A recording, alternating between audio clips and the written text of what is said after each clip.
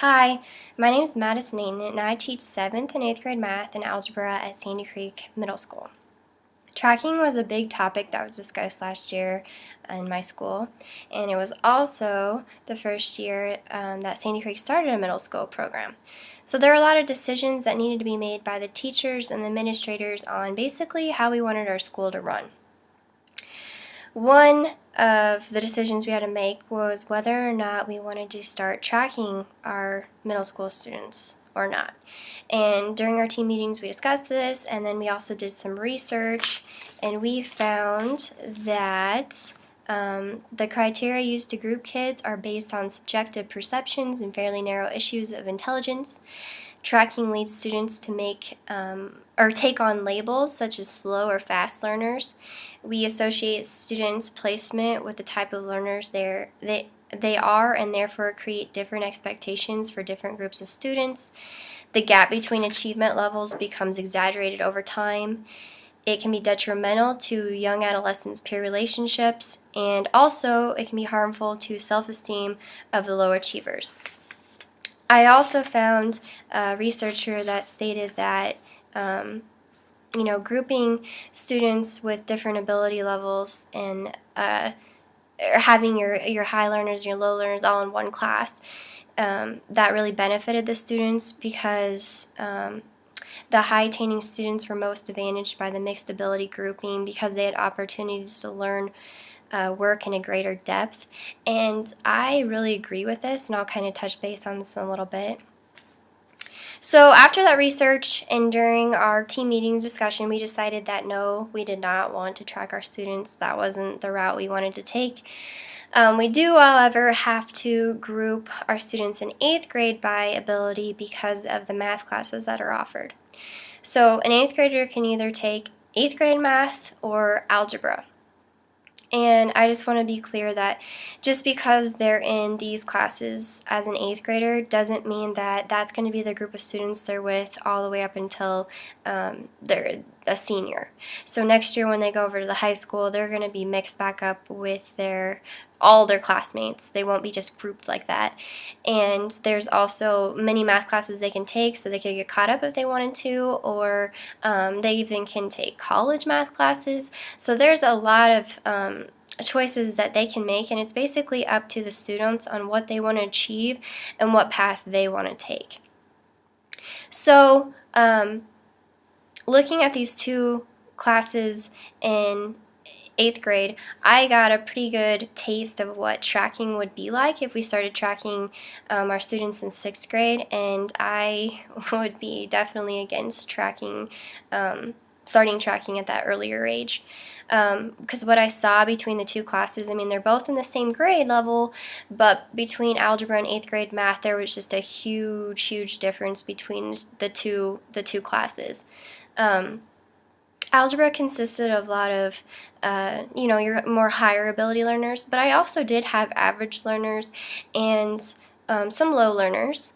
So like what I said earlier, what that researcher had stated about the high ability learners benefiting from having low ability learners in your class, well, since this algebra class wasn't all just super smart, gifted kids or anything. I mean, there was a lot of ability level ranges here, so one of the methods I use a lot is grouping a high ability learner with a low ability learner, and I make sure that it's clear that both students have to know how to do this problem. You can't just rely on the one person. So that high ability learner is going to be teaching that low ability learner, and if they can teach and explain how they got this problem or what method to use, I mean, that tells me right there that they've mastered it and they understand what we're talking about. Then it also benefits the low ability learner because maybe I was teaching it in a way that they weren't quite understanding, but having that peer sit down right next to them and talk them through how to do this, but that makes more sense to them. So I encourage students to help them out, and I'm all for that. That's completely fine. But with this algebra class, what was so different between the other 8th grade math class was the internal drive that this class had. They were very competitive with one another. It was cool to have an A. They tried very hard. They were a great group of kids. I hardly ever had to get after them for handing in late work. I mean, they were just, they were really on the ball and they wanted to learn. So I really enjoyed teaching this 8th grade class. And then when I go and I compare it to the other 8th grade math class, the difference between the two classes was almost night and day.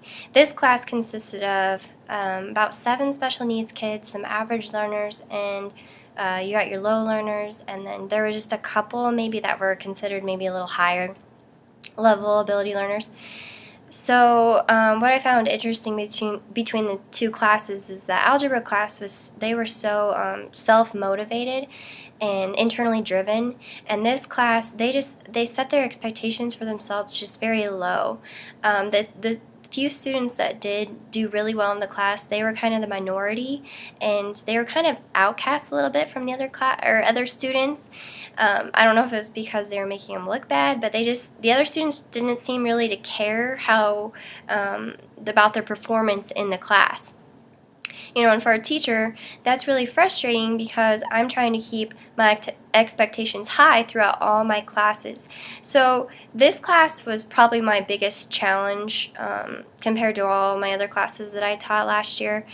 It was just a battle trying to keep their homework in, having redo work, being in class. So it was a fight to the last day of school to not let down my expectations for them.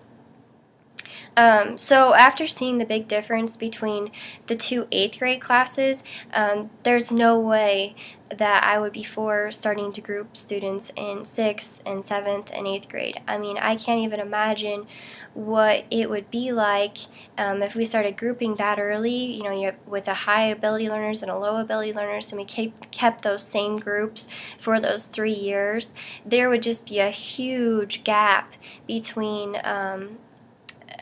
the classes, and they're in the same grade.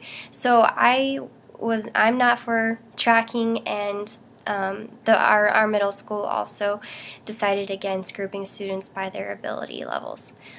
So thanks for watching, and I look forward to seeing all of you guys' videos too.